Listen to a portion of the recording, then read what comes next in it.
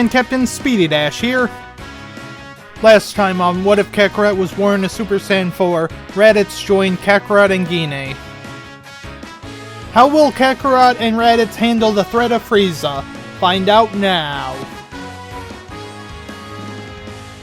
Kakarot is questioning about leaving now, but Gine assures him that she will help train Raditz and Gohan for the upcoming fight. Raditz is ready to train, but Gohan doesn't want to fight as he doesn't like the feeling of fighting. Gine is able to convince Gohan to train with them, but Chi-Chi does put in requirements for Gohan to study just as much as he trains. Piccolo comes out and asks to be trained to help as well, which shocks everyone. Chi-Chi is completely against it, but Gohan says he'd like to train with Piccolo because he always seemed nice when they met. Kakarot agrees with Gohan and welcomes Piccolo, but Chi-Chi and Gine are still skeptical. Raditz, however, is more intrigued by a Namekian being on Earth. After getting Kami to teleport him to King Yama's office, Kakarot is greeted by Bardock, who teleports them to King Kai's planet. King Kai quickly introduces the Yardratian Jimzu, who begins Kakarot's spirit control training. Raditz struggles to keep up with Gine, Gohan, and Piccolo, with them having to hold back when training with Raditz. Gohan is surprised that his uncle is that much weaker than him, but Raditz states it's because Kakarot and Gohan are freaks. Gine is angry with Raditz for saying that and consoles Gohan that he's simply different, and that difference helps make him stronger, though Gohan doesn't care about being strong and would rather be normal.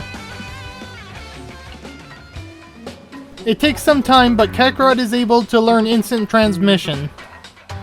Kakarot thanks them all, with Jimzu stating he'd be willing to teach them more now or later.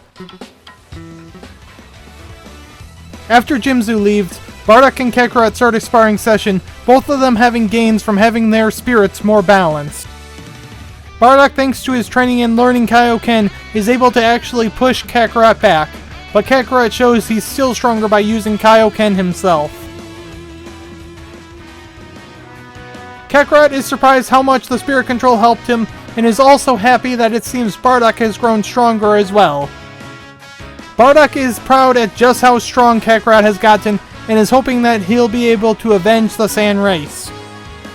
Just before Kakarot leaves, Bardock asks for Kakarot to bring his family the next time he comes. As Kakarot returns home, he sees Gine beating up Raditz, with him being confused until he hears Gohan crying. Gine explains that Raditz kept insulting Gohan for being different, until Gohan started crying. Raditz begs for them to stop and promises not to insult Gohan anymore.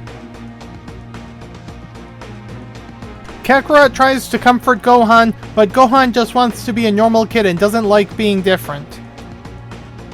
Raditz is confused at Gohan being depressed by having such strength, with Gine dragging Raditz away.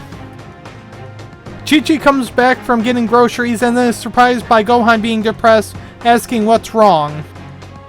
Kakarot explains what Gohan was saying, with Chi-Chi telling Gohan that there are many like King Furry that are fully animal, but it doesn't help as much as she thought it would. Time passes until Vegeta and Nappa arrive. Kakarot and Raditz are able to get Vegeta and Nappa to follow them to somewhere else to fight. Vegeta asks why Gine isn't with them and wants to see the potential mother to the next generation of Saiyans.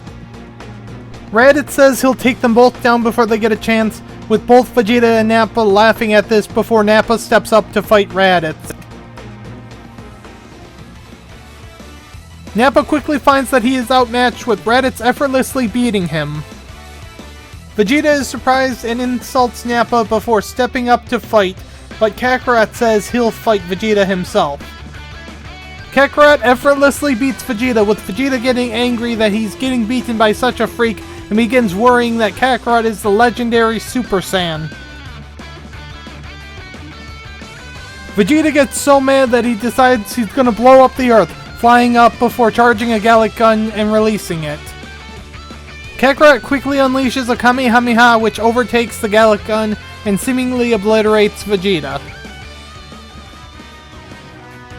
Nappa is shocked by Kakarot's strength and surrenders. Raditz asks if Vegeta is dead, but Kakarot states that Vegeta survived just as Vegeta's body slams down nearby. Kakarot says there is so few Saiyans left that killing Vegeta doesn't feel right. Nappa states that Kakarot can't be the legendary Super Saiyan, which is said to be merciless with never-ending bloodlust. Kakarot is curious about the legend, but focuses on taking Vegeta to Capsule Corp to be locked up. Kakarot heads home while Raditz and Nappa wait at Capsule Corp, with Gine and Gohan being happy to see Kakarot safe and are curious how things went. Kakarot explained that he knocked out Vegeta and locked him up at Capsule Corp, with Raditz and Nappa watching over him. Gine is still disgusted by Vegeta's attitude towards her, and isn't convinced that Vegeta should be allowed to live. Meanwhile, at Capsule Corp, Vegeta wakes up and is furious. Vegeta isn't ready to stay down and begins fighting Raditz, with Raditz beating Vegeta back. Nappa tells Vegeta just to give up because they can't win, with Vegeta blasting Nappa, fatally wounding him. Raditz is fed up and begins attacking Vegeta with murderous intent. Kakarot teleports in, feeling both Vegeta and Nappa's keys fading, and tries to stop Raditz from killing Vegeta.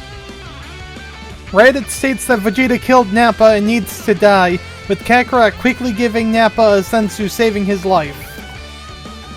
Kakarot hesitates but decides to give Vegeta a senzu, but finds that it's too late and Vegeta is dead. Nappa asks for them to give Vegeta a proper burial since he was the prince. Bulma is annoyed and demands that Raditz clean up the mess, but agrees to make arrangements for Vegeta to be buried. Kakarot thanks Bulma before heading home, while Raditz and Nappa choose to stay at Capsule Corp for the time being. Kakarot explains to Gine what happened, with her mostly being disappointed in Vegeta. King Kai apologizes for the interruption and states he has been watching Frieza, and it seems like Frieza is gonna head to Earth himself. Kakarot is actually excited about this because he wants to see how strong the strongest in the universe is, with King Kai and Bardock yelling at Kakarot to not take Frieza lightly. King Kai says he'll keep an eye on Frieza, but Kakarot needs to keep training to make sure he's strong enough to fight Frieza. Bardock asks Kakarot for him to bring his family for a visit so he can see his family again. After gathering everyone, Kakarot teleports everyone to King Kai's planet. Raditz is surprised to see Bardock, with Bardock grabbing Raditz and hugging him. Kakarot introduces Bardock to Chi-Chi and Gohan, with Bardock being surprised by how Gohan looks pretty similar to Kakarot, calling Gohan a furry little guy. Chi-Chi slaps Bardock and yells at him for calling Gohan that, which confuses Bardock. King Kai is happy to help the family reunion, but they still need to focus on the coming threat. Jimzu teleports in as asked by King Kai and questions who he is teaching some spirit control to. Raditz and Gine both quickly accept, but Chi-Chi fights tooth and nail against Gohan staying until King Kai ends it by siding with Chi-Chi. Kakarot teleports home with Chi-Chi and Gohan, while Raditz and Gine begin their spirit control training.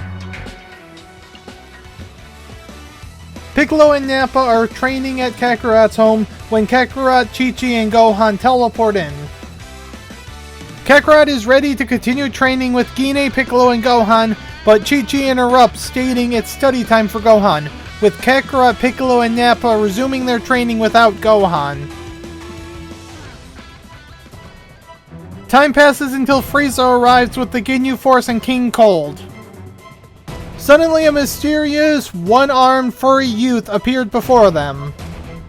Frieza questions why a mutant Saiyan has appeared before them, but states it doesn't matter why since he's here to end the Saiyan race once and for all.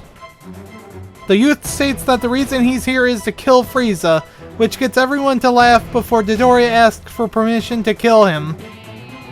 As Midoriya is approaching, the youth raises his hand and shouts Misenko before launching a big blast that quickly obliterates Frieza and everyone. After finishing Frieza, the youth comes up to them and asks to speak with Kakarot and Gohan alone, with them flying a distance away from everyone. Future Gohan reveals his identity and states that he comes from a future that is ravaged by 2 androids, made by Dr. Dro, that has killed every fighter beside himself. Kakarot asks how he did against the androids, with Future Gohan stating he got a heart virus and died before he could fight the androids, which disappoints him because he didn't get a chance to fight them. Future Gohan is still a bit surprised by Kakarot's response and pulls out some medicine to help Kakarot survive the heart virus. After finishing telling Kakarot everything, Future Gohan turns to Gohan and begins telling Gohan that he can't just rely on others to do all the fighting and needs to be ready to do his part to protect their home. Once Future Gohan leaves, Kakarot and Gohan return to the others, and with Piccolo's help, does their best to explain the threat to the others. Everyone is surprised and a little skeptical, but they commit to getting strong enough to survive. I'll end the part here for now. How will Future Gohan's appearance affect future events? Find out next time on What If Kakarot Was Born a Super Saiyan 4? If you enjoy my content, check out my Discord to see the community I'm building, and like the video and subscribe to my channel. And if you have any money to spare, maybe consider throwing a little of it my way. And as always, have a wonderful morning, afternoon, evening, or night, wherever you are.